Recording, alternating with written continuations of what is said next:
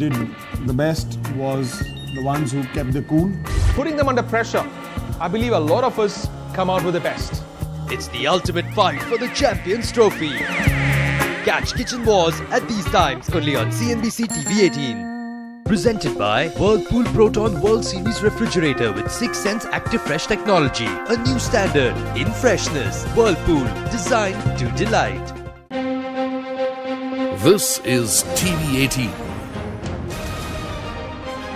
And you're watching CNBC TV 18.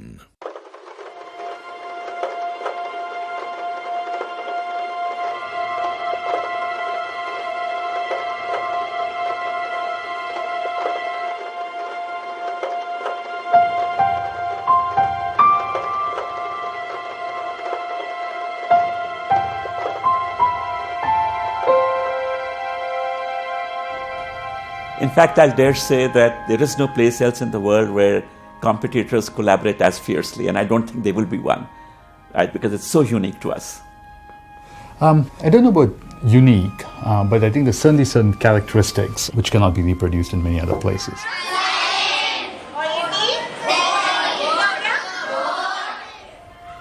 So let me start with the fact that our diversity also helps us with that.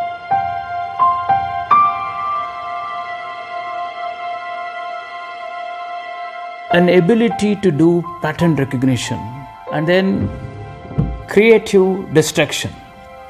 Let me explain.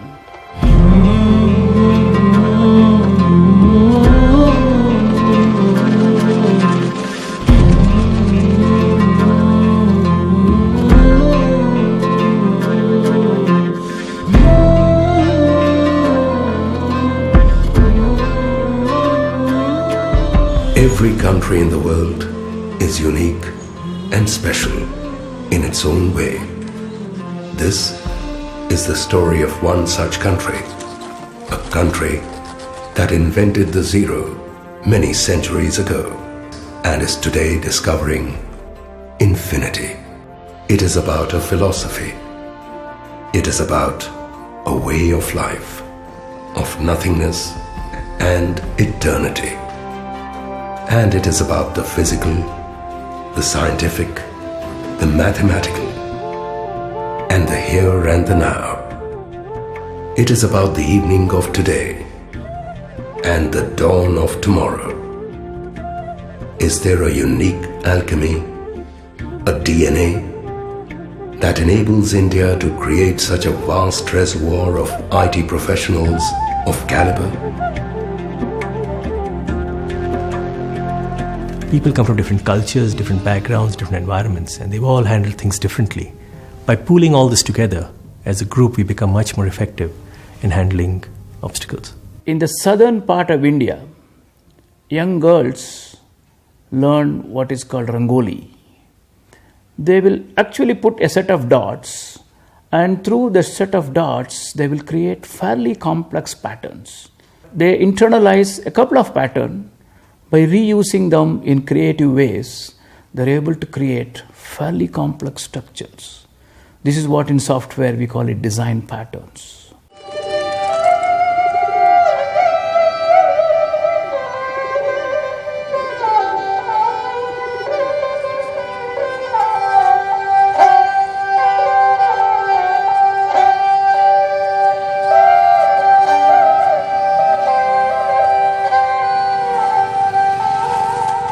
I often think about my childhood visits to my ancestral home in Rajasthan in Western India, where one door invariably led to another door, which in turn led to yet another door, full of wonderment and adventure, and a perfect metaphor for what we do in the world of software.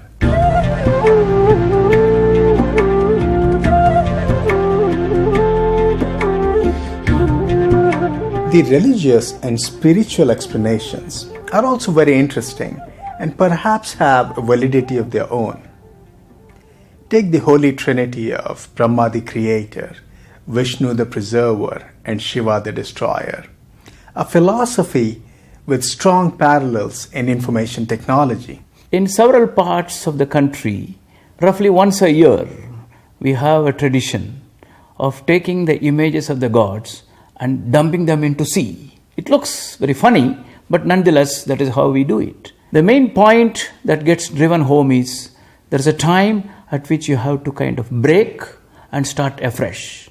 It is not that you completely do a different thing, but a time has come that small improvements, small epsilons are no good. We need a major breakthrough. We need a delta. I think our ability to break from the past and start afresh is so important, and that comes naturally to a significantly large number of Indians, and that possibly explains why our guys do fairly well in software. The idea that everything is churning, everything is transient, everything is ephemeral is innately Indian. Indians develop a cultural agility that enables them to be true global citizens. They can work in any country, in any culture, and adapt quickly.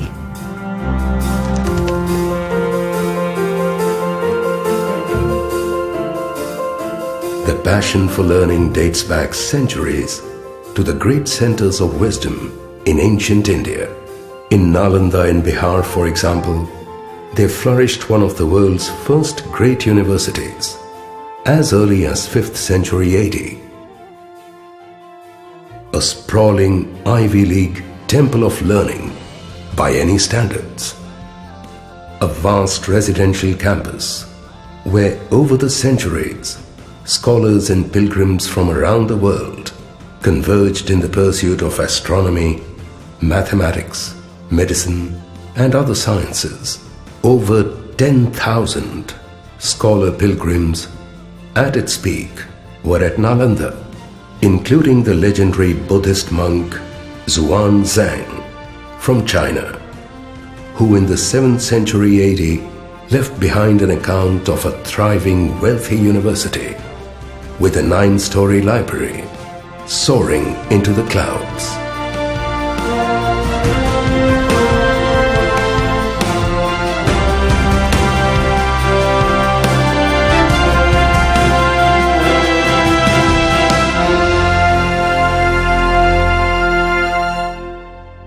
On a Saturday morning, it is the rush hour at the temple of Saraswati, goddess of learning, in the town of Basra, on the banks of the river Godavari, about 200 kilometers from Hyderabad. It's a region that probably produces more IT professionals per capita than any other in India. Not surprising as you watch a bunch of future techies take their first baby steps into learning in a ritual known as Aksharabhyasam.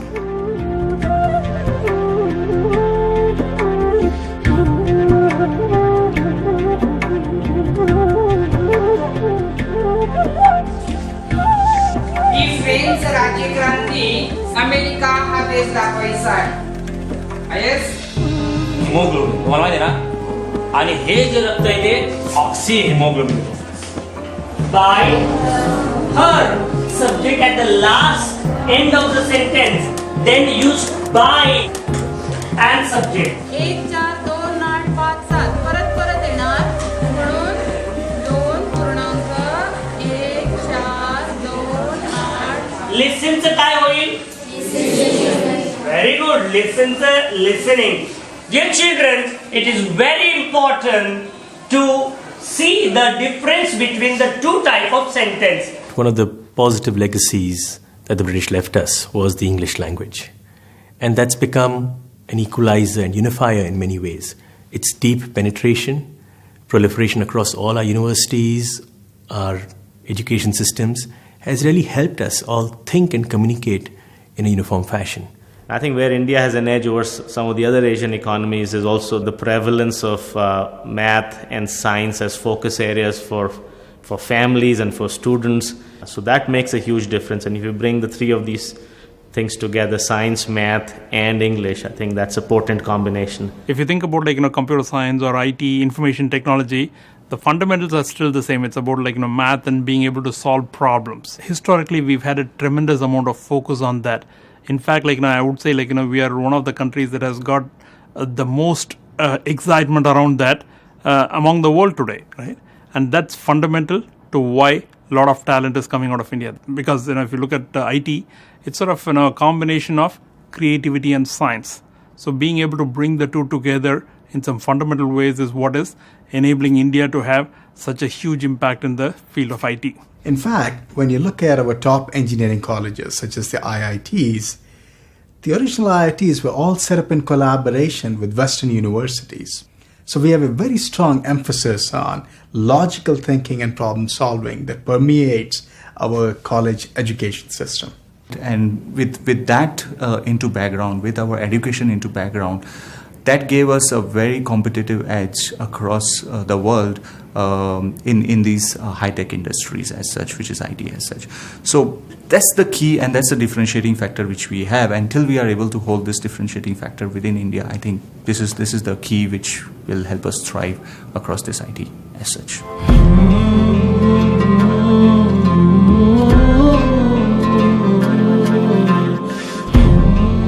The quality of education is very special. We have great institutions like the IITs and the NITs churning out very intelligent professionals in engineering and IT. The scale at which the educational system in India operates is very special, very unique to India. In the last 2 decades of our existence in India, we have matured into a very successful GIC. We have a high middle class population, and this middle class population wants to grow. The growing middle class population puts a great emphasis on education for its grades. These kids are hardworking and are very competitive, and they want to go places. So we now have a very diverse talent pool and highly skilled workforce coming from all over the country, from different parts of the country, small towns, big towns, cities, villages, so on. Right? So if you're going to have all of your talent come from very similar socioeconomic or locational demographics, your ability to innovate is going to be fairly minimal. But if you can now have talent coming in from different backgrounds, different sources, different mindsets, that naturally enables us to be more innovative. So it is actually a massive win-win situation. The ideas aren't coming out of headquarters. They're coming from the local market. And I heard a lot about One India. I think we have a huge One IT platform. We came here for talent, and we have stayed on for talent.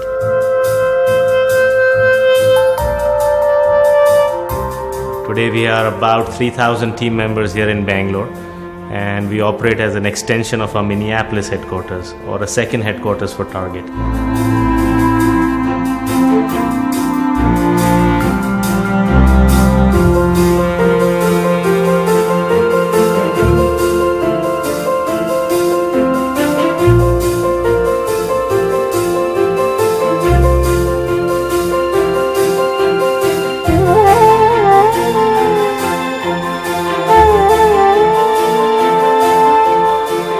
Well, it's been an exciting time, 25 years, and it's grown, become very large, and something that the whole world recognizes today. 3.2 million people working in this, $100+ billion of exports. So I think it's been very exciting, and this is a people-based industry. It's been amazing to watch the IT industry evolve in India. Oftentimes people think of China as the manufacturing powerhouse in the world, but India really has become the IT powerhouse. It was nascent, small, and had a long way to go with support from the government.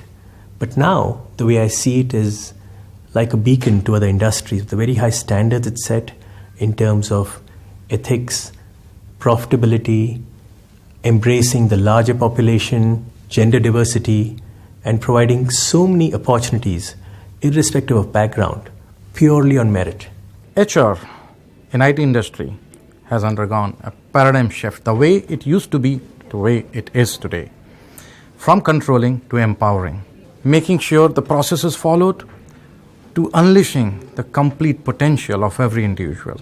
And that's the way the whole IT industry has brought a major shift in the way we look at people and their potential today. And it's grown from zero to this over the last couple of decades. So it's seen phenomenal growth.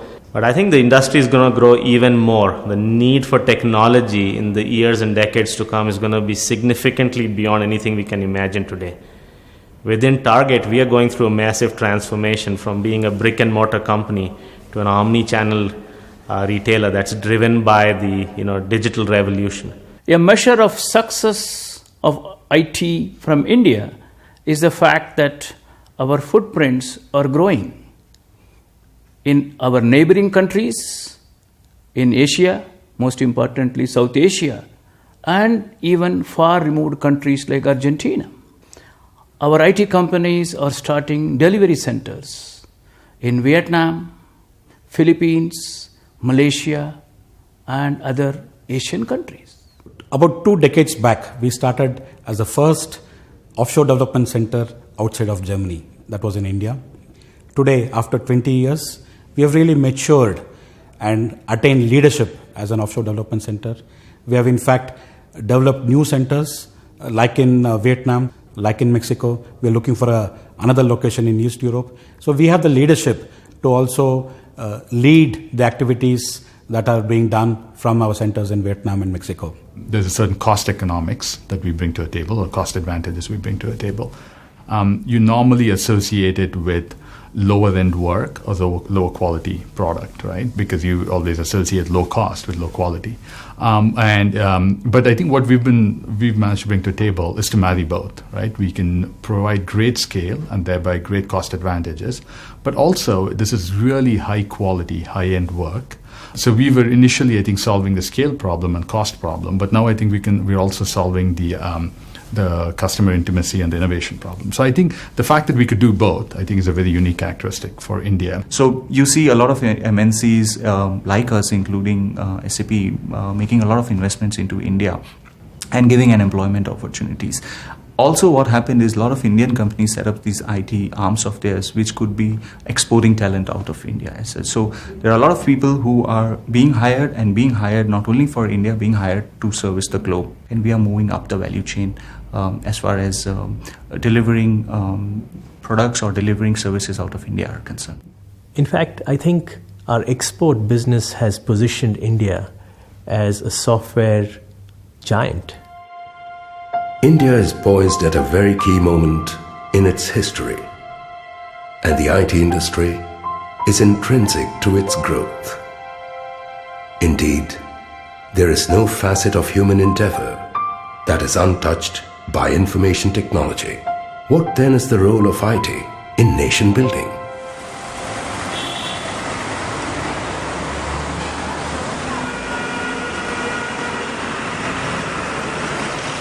What we have witnessed so far is merely the tip of the iceberg. The technology world is evolving into a mobile-first and a cloud-first world.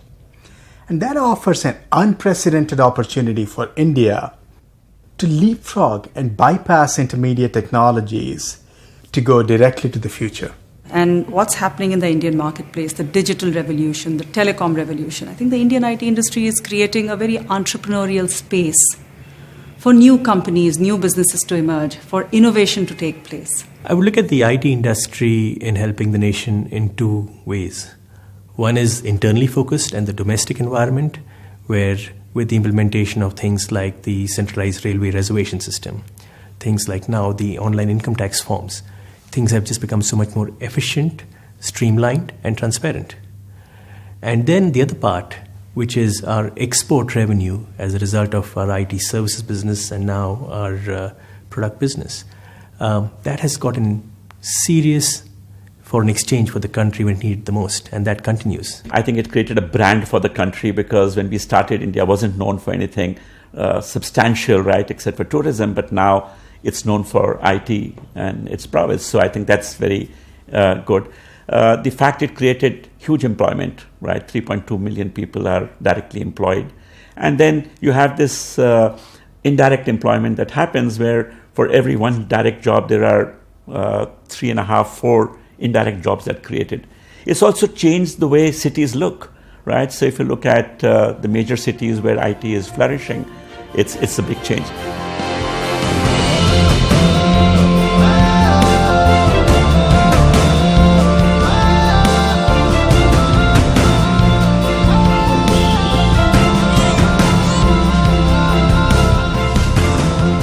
If you start looking at the impact on society, right, it gave a new fillip to education. colleges came up, the standard of the teaching in the colleges went up. Look at the Indian demography. 50% of India's population is below 25 years of age. Over the next 10 years, as this young population comes into the workforce, they will be the engines for creativity, for innovation, for commerce. It's a powerhouse of talent sitting right there. And this young population is not necessarily urban. It's not coming out of the elite institutions. It's coming out of the tier 2, tier 3 cities, through semi-urban, rural spaces, not necessarily from the top institutions. And yet there is a hunger, there's an ambition. And when we talk about urbanization, really, urban is in the mind. Today, these kids have access to all the information. They have access to all the consumerism. They're influenced by media, just like any urban child. And that's where the powerhouse lies. Many other IT organizations, my organizations also believes in giving back to the society. And what we do is that we tie up with the government organizations and the NGOs to get the technology back down to the villages. This is not only to the small towns, but right down till the villages. So these villagers are having an access to the technologies to access the national development programs for their own benefit. In a country like India, where inclusion is so important, and this is the top priority for the government to do it, I think it offers, again, another opportunity for a unique collaboration between the industry and the government. For the first time, we are seeing technology getting consumerized. Earlier, technology was helping governments, it was helping corporate. But the big difference when it gets consumerized is that you can leverage that technology for the common man. We are in Jaipur, the normally exuberant pink city of Rajasthan, somewhat muted today by the rains.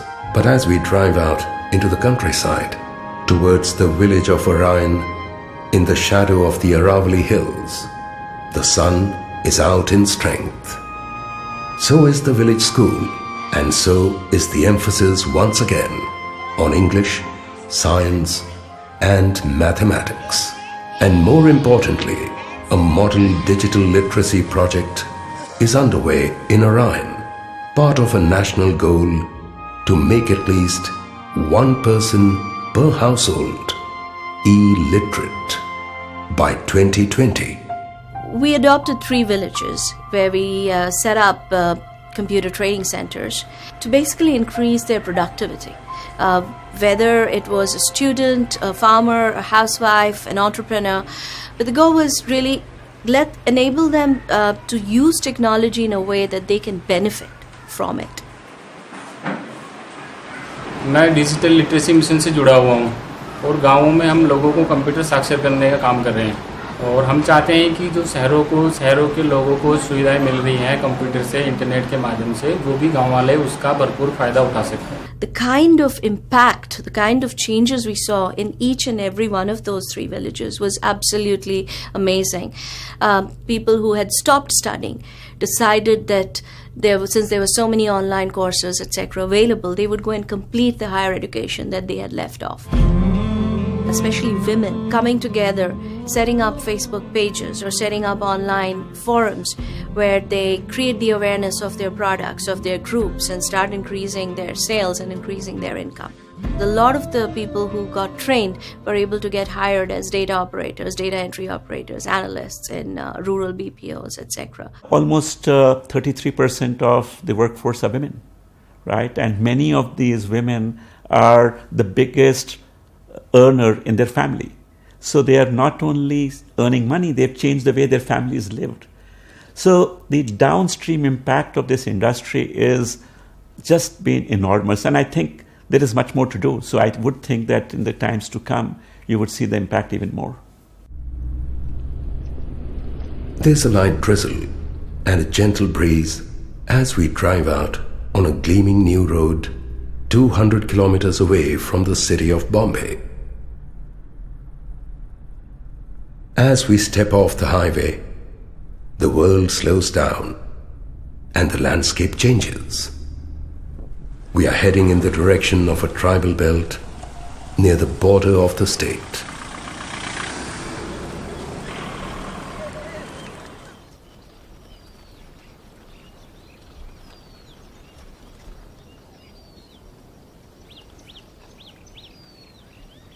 This is the land of the Warlis, renowned the world over for the ancient tradition of wall paintings that depict the gentle, everyday cycles of village life. Of sowing, transplanting, and finally of harvesting, with much celebration. Scores of smartly turned out children of all ages brave the rains to the local school. The girls, invariably with luminous red ribbons in their hair, seem particularly well represented. It is from this school that young Jayavant learnt English, science, mathematics, and world history, then went on to an engineering school in the city, and is today a young IT professional in one of India's largest IT companies. His best friend, also from the same tribal school, too is an IT professional based in Sweden.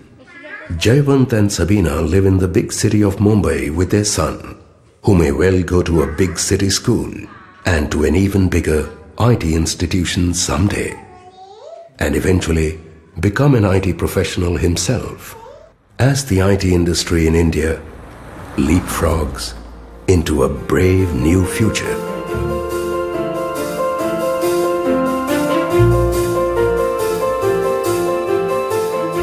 The world is the market, and technology being at the center of all changes, the opportunities continue to grow. So I think this is one place which is very unique, where while we compete fiercely, we collaborate as fiercely as well.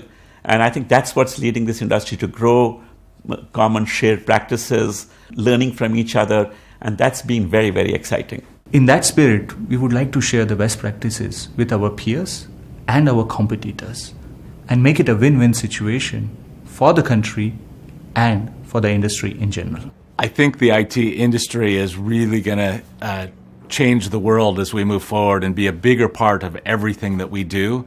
And the opportunity for the young people coming in today to really have an impact and to innovate and change everything that's happening in the world, leveraging what we can do in IT. These are indeed exciting times, a time of tectonic change in the industry and in India. To the young people, I would say, you are in the right country, the right industry, and at the right time. The rules of the game are being rewritten today.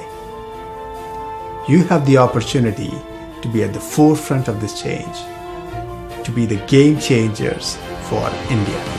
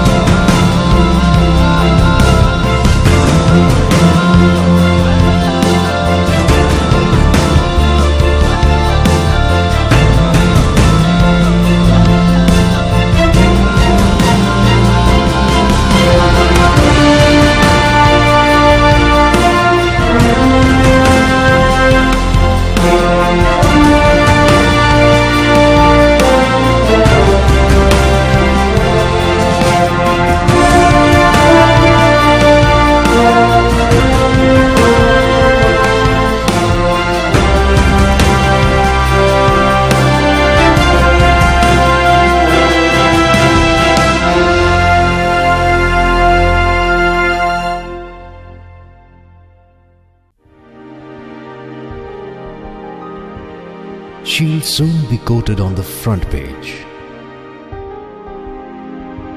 40 years of thought leadership. Business Standard. I'm Naseeruddin Shah. Watch me this weekend on In Pursuit of Excellence with Vijaya Mitra.